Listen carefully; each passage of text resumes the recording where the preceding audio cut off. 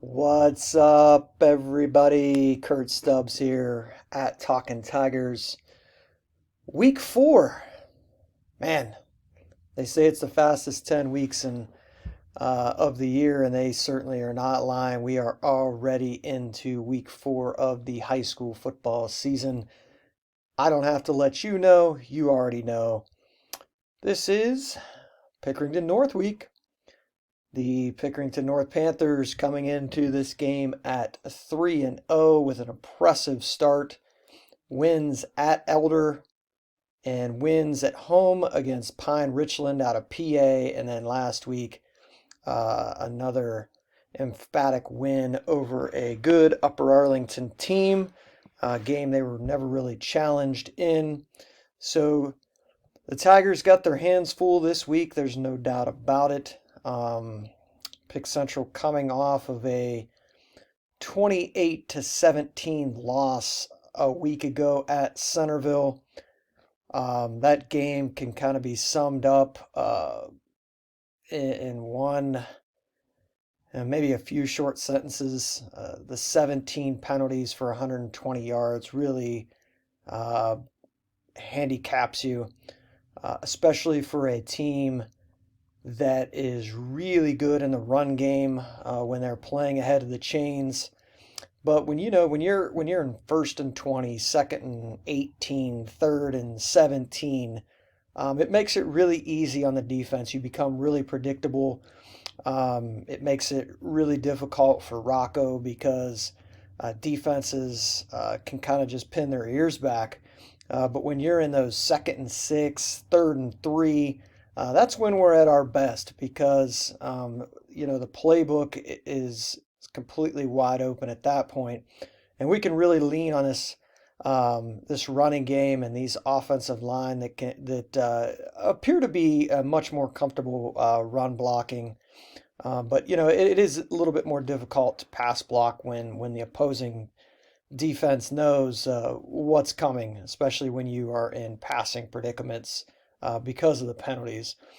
But the bottom line with this Central team is good things happen when the ball is in the hands of K1 Alexander, when the ball is in the hands of Aaron Heller, and when the ball is in the hands of Terrence Alexander. Last week, those three guys were getting 6 yards a carry. 2 weeks ago against Wayne, they were getting 6.5 yards a carry. So that's where Central makes its hay when they can get those three guys the ball and they are playing on the offensive. But as I said, that's just not the case when you have 17 penalties for 120 yards. So that obviously is going to need cleaned up this week against North. You go over to across town and get 17 penalties, and it's going to be another L. But I'm hoping that stuff is cleaned up. Talked to a couple people throughout the week, because I don't like to comment on penalties unless I've, seen the film 2 or 3 times. People that have say that some of them were legit. One guy mentioned to me that it's not like we've all of a sudden just changed the way we blocked last week. But sometimes, calls are anticipated, especially at the high school level. Sometimes you get a crew that lets a little bit more go, and then sometimes you get a crew that is going to be is going to call everything in the book twice. And I don't, like I said, I'd have to see the film a couple times to be able to tell you for sure. So I don't want to sit here and say, those penalties were garbage or, they were legit because bottom line is I only saw it once in live speed. And also another thing I want to say when I do these previews is, guys, I'm not at the facility every single day. I'm not Xing and Oing with these guys. So what I am just kind of, giving to you guys is just my 30,000 foot view from the stands, from things that I hear, and I don't report everything or tweet everything that I hear. I believe that there should be some privacy especially at the high school level. Um, but I'm just giving you basically a below average fan's view from my 35-yard line seat. My seat actually the last couple weeks has been from my front living room as we are getting accustomed to a family of four. As you can see, I've upgraded from the white tee. I have gotten a couple of showers, got a new tee on, so we're heading in the right direction. God willing, I will be in the stadium on Friday, looking for a great game. I don't see why it wouldn't be. We've played these guys 4 times in the last 2 years, twice in 2021. We lost a game, that you probably couldn't make it up the way we lost that game in the regular season over there. Turn around, beat them in the playoffs down at Newark. Then last year, we beat them at home in the regular season, beat them at home in the playoffs as well. So I don't see why this game is not going to. I've seen some crazy spreads. I saw a spread of like 15. I will be stunned if anybody wins this game by 15 or more points. And I will come back on here and tell you that I'm wrong if that's the case. But I just think, these two teams put everything into this game. Last year you saw a couple of wrinkles from Jay that you didn't see the rest of the year. The play he dialed up to Troy Lane for the touchdown in the regular season game. Heck, in the playoff game, it got into the run and shoot there in the third quarter. Both teams scoring back and forth. Thought I was watching a couple of different teams, but I don't see any reason why this isn't going to be just an absolute slugfest over here tomorrow night. I do want to let me frame this. I'm from St. Clairsville originally, so I'm from the Ohio Valley. Grew up in the 80s and 90s, and rivalries back in that era. If you know anything about, or back in that era and that area, if you know anything about that place, is pretty fierce. Obviously, population has dwindled back there, and the talent has. As populations dwindle, the depth and the talent is obviously going to dwindle as well. But that still doesn't mean that there's not heated rivalries back there. And I can remember, when I was in school, Belair, Martins Ferry, those were two huge rivals of ours. And you didn't even want to talk to those guys. Like, even today, you probably say, "Hey, that's such and such. He played at Belair," but hopefully we've grown up a little bit and we've let bygones be bygones. But it's just kind of the way of life in small town high school athletics back that way. So I'm trying to frame that up to say that, as somebody that considers herself a Central, fan, I like this game. I think it's okay to have a heated rivalry, and I think it's good for the sport. I think it's good for the community, as long as it doesn't get carried away and past the point of the field where you got good spirited competition. But I love this game, but I want to give North credit and what Coach Hillerich and his staff are doing over there with that program. They've went out and scheduled Lakewood St. Ed's for scrimmages the last couple years. You don't have to do that. Oftentimes you scrimmage a team like that, and you're certainly going to find out where your holes are because of just how good they are. But I want to give them credit for doing that. I believe that they've went out and scheduled like a team that wants to be a heavy contender. You open up, you go down to Cincinnati Elder down there in the pit. That is not an easy place to play. We were down there last year and didn't come out with a win.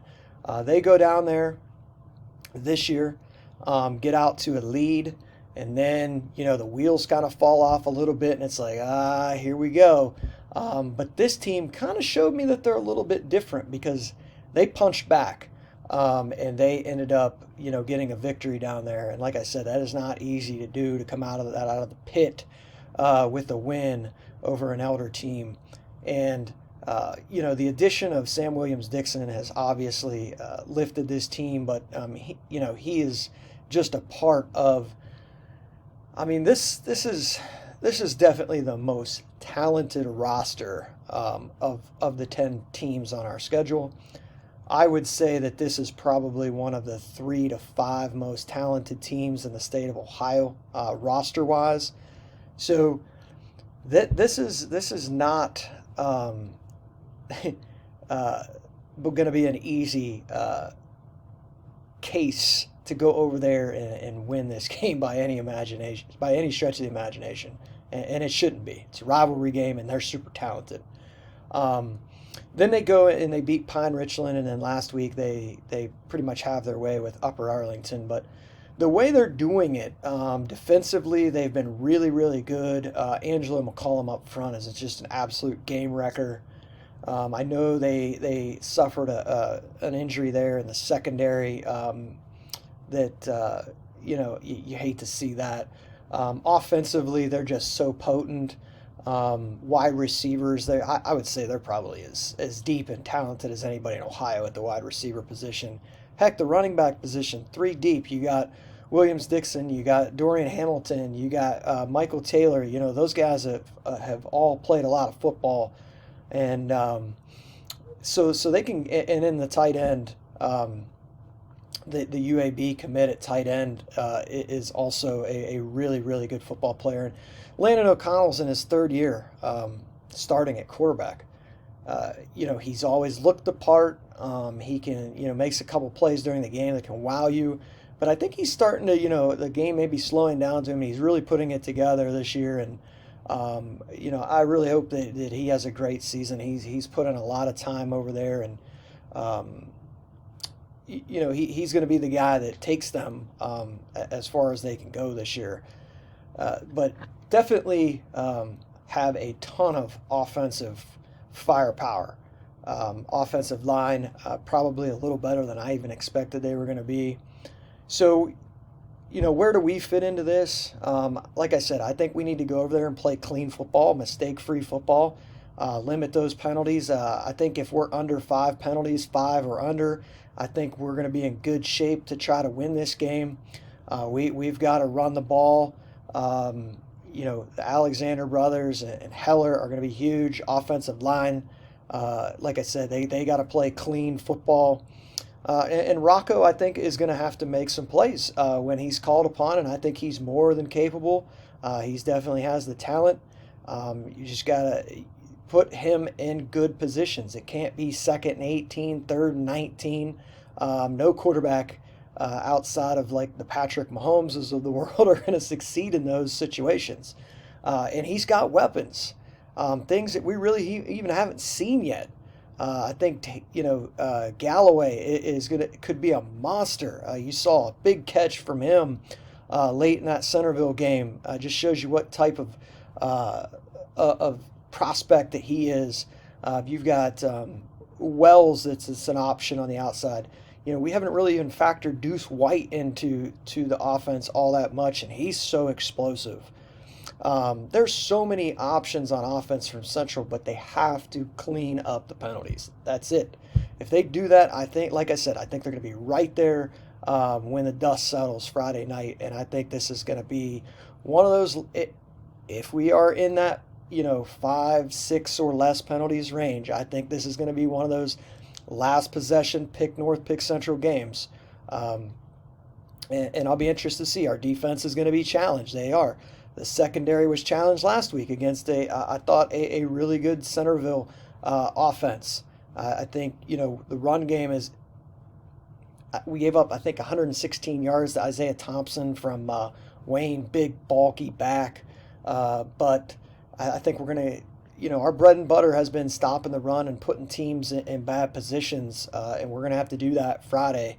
And when I say bread and butter, I'm saying over the years. So I think that's how we fit into this game, but I think this is a one-possession game. I think, it's going to come down. It's going to be one of those anxiety games for everybody in the crowd. So if you come out Friday night, if you're watching on the C-Dub, should be a fantastic ball game. All right, so I said I would do a little bit of a review of Region 3, just kind of looking over this right now. I think you've got two contenders at the top there. You got Pick North and Gahanna are definitely regional title contenders. I think we're in that category as well. Maybe just I think this game is a proving grounds game for us Friday night to make sure that we're in that top three with North and Gahanna. And then there's some teams, I'm not quite sure about. Davidson, Darby, Upper Arlington. I think those teams are maybe in the next tier. Westerville North's off to a nice start. I want to see how they do against some better competition. Grove City, even New Albany at 1 and 2, and then Groveport Madison down there at 1 and 2 as well. I think that's kind of just where you're at. You got levels to this, like 3-4 levels, and I would say we are in that spot where we can play ourselves up into that top tier level this week. Overall, statewide, it's the usual suspects. I mean, Region 1 to me is a St. Ed's Invitational. Region 2, that's, Olentangy. Springfield, I know, is 1 and 2, but their schedule is brutal. Centerville's in that mix. Wayne's in that mix. Olentangy Berlin's in there. Dublin Kaufman. Down in Region 4, your Cincinnati's. You got Princeton's off to a really good start. You got X, Elder, Moeller, probably going to be one of those 4 teams. So that's kind of a 30,000-foot view of the state. But, this will come more into focus as we get more data points. But I hope we're in for a great game tomorrow night over at North. Beautiful new turf over there. I'm hoping for a physical high school football game with a lot of intensity and everything else. If you're going to the game, be reasonable. This is about the kids. This is about the coaches. This is about the programs. This isn't about you. Go cheer on your favorite team. Have a lot of fun and go Tigers.